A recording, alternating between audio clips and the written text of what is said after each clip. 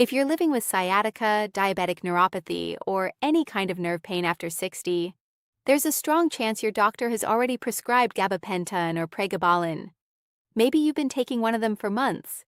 Maybe you've been on it for years. And maybe you're starting to wonder why the burning, tingling, and shooting pain still hasn't gone away, and why nobody warned you about what these drugs actually do to your brain, your kidneys, and your independence after 60. I'm Dr. James Hargrove, a board-certified internist with 30 years of experience treating seniors. Tonight, I'm going to give you the complete, honest picture of these two medications, how they actually work, what the long-term side effects really are after 60, and what the research genuinely supports as alternatives, because most patients are never told the full story when the prescription is written. By the end of this video, you'll know exactly what questions to ask your doctor, what natural options have real clinical evidence, and exactly when these drugs are doing more harm than good. Before we begin, type, "I deserve the truth" in the comments below if you believe seniors deserve full information about their medications. And tell me your age. I read every comment personally. What are these drugs? Gabapentin and pregabalin are both classified as anticonvulsants. They were originally developed in the 1990s to treat epilepsy and seizures. Over time, researchers discovered that they also reduce nerve pain signaling, and they have since become two of the most widely prescribed treatments for neuropathic pain in America. Gabapentin is also known by its brand name, Neurontin.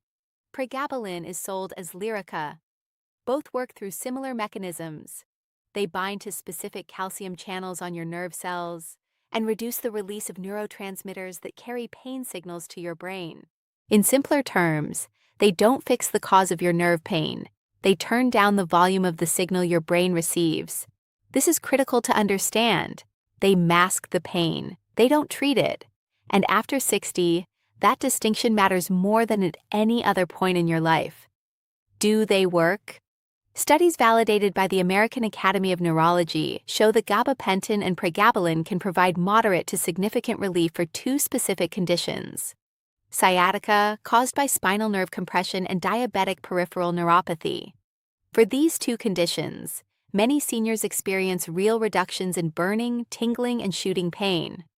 But the same research shows that the benefits are far more modest and sometimes non-existent for other types of nerve pain, such as phantom limb pain, post-surgical nerve damage, or fibromyalgia-related pain. In those cases, the medication may be doing very little while exposing you to all of its side effects. Here's the part most patients are never told.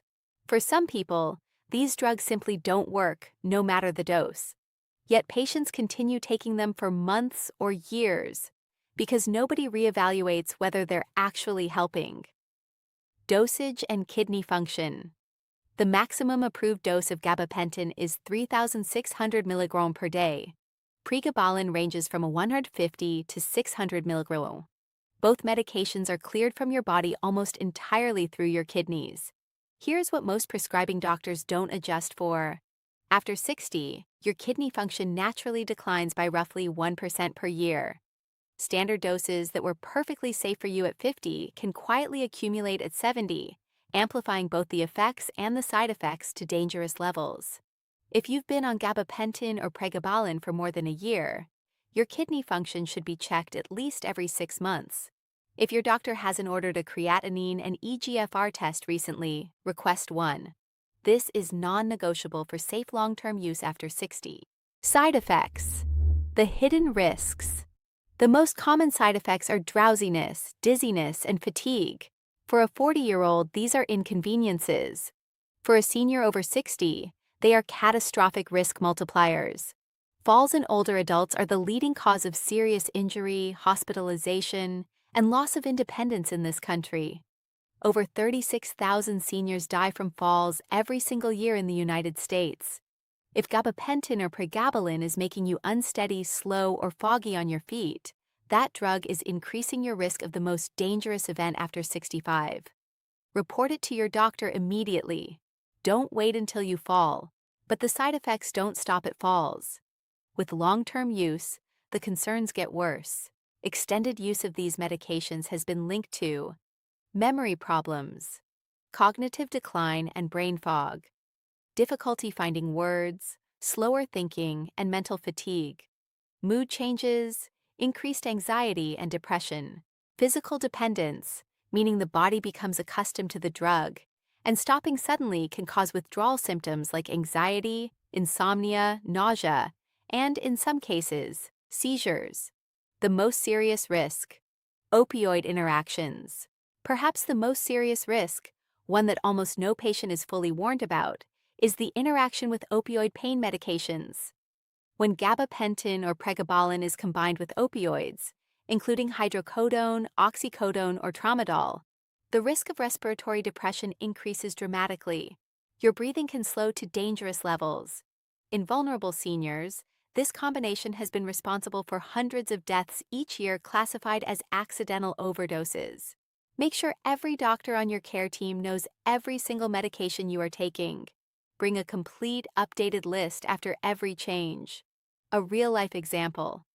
Frank's story. Frank, a 73-year-old retired electrician from Indianapolis, came to my office last fall after his wife noticed he was unsteady on his feet. He was taking 200 mg of gabapentin 3 times a day for diabetic neuropathy. Within 6 months of starting it, he had fallen twice in his garage, broken his wrist once, and his daughter said he wasn't himself anymore. Slower, more confused, withdrawn. We checked his kidney function. His eGFR had dropped to 45, meaning his kidneys were clearing the drug at about half the speed they used to. The medication had been silently accumulating in his system for months. His prescribing doctor had never rechecked. We tapered him slowly off gabapentin under careful supervision. Within 8 weeks, his balance returned. His mental clarity returned. His daughter had her father back. We did not eliminate his neuropathy, but we addressed it differently. Evidence-based alternatives. Here's what almost no patient on these medications is told. There are evidence-based natural alternatives that, when combined, can significantly reduce or even replace the need for these drugs in many cases. 1. Specific B vitamins. Deficiencies in B vitamins are dramatically common in adults over 60, especially in seniors taking metformin or proton pump inhibitors. Vitamin B1, thiamine, essential for the energy metabolism of every nerve cell. Deficiency directly impairs nerve conduction and is strongly linked to peripheral neuropathy. The fat-soluble form, benfotiamine, is significantly more bioavailable for older adults and crosses into nerve tissue far more effectively. Vitamin B12 maintains the myelin sheath around your nerve fibers. Low B12 slows nerve conduction, leading to tingling, numbness, and weakness. Up to 43% of adults over 60 have low or borderline B12 levels. The most absorbable form for older adults is methylcobalamin, ideally taken sublingually. Vitamin B6 supports neurotransmitter production and nerve repair. Warning: too much B6 can actually cause neuropathy. Stay within recommended therapeutic ranges and supplement only under guidance. Before starting any of these, get your B12 and B1 levels tested. Correcting a real deficiency often produces meaningful symptom relief on its own. 2. Alpha-lipoic acid. While not a B vitamin, alpha-lipoic acid is a powerful antioxidant studied extensively for diabetic neuropathy. Multiple clinical trials have shown significant reductions in burning and tingling with consistent supplementation, as it reduces oxidative stress in nerve tissue. 3. Physical therapy. A qualified physical therapist who specializes in nerve pain can identify exactly which positions, movements, and postural habits are actively making your nerve pain worse and teach you how to change them.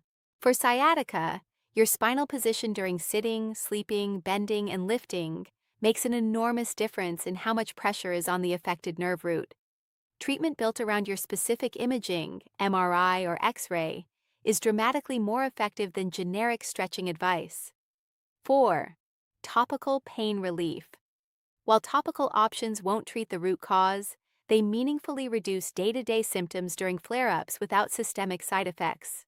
The 2 most evidence-supported topical options for nerve pain are capsaicin, depletes substance P, the the neuropeptide responsible for carrying pain signals. With repeated application, it progressively desensitizes nerve endings. Arnica montana has well-documented anti-inflammatory properties for nerve and joint pain. 5. Addressing the underlying cause. If your neuropathy is caused by diabetes, blood sugar management is the single most powerful intervention. No vitamin or medication manages diabetic neuropathy as effectively as reducing chronic high blood sugar.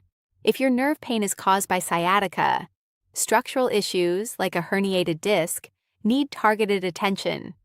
Medication manages the pain signal, but physical therapy, posture work, and decompression exercises address the compression itself. Critical safety reminders. Never stop gabapentin or pregabalin abruptly. Both require a gradual taper under medical supervision. Never combine these medications with alcohol. The combination dramatically amplifies drowsiness and fall risk after 60. Do not drive until you fully understand how the medication affects your alertness and coordination. If you're taking any opioid medication alongside either of these drugs, ensure every doctor on your care team is aware. If the medication is not providing meaningful relief after a reasonable trial, typically 8 to 12 weeks at an appropriate dose, have an honest conversation with your doctor about alternatives. The bottom line: gabapentin and pregabalin are legitimate medical tools for nerve pain. For some patients, they help meaningfully, but they work best as part of a broader, holistic approach that includes targeted nutrition, structural physical therapy, topical support, and, most importantly, treatment of the underlying cause. The goal is always to need medication for the shortest time possible at the lowest effective dose, while your body does the deeper work of healing. You deserve to make this decision with full information. If this video gave you something useful, share it with someone managing nerve pain. They deserve to know what Frank knows, what Margaret knows,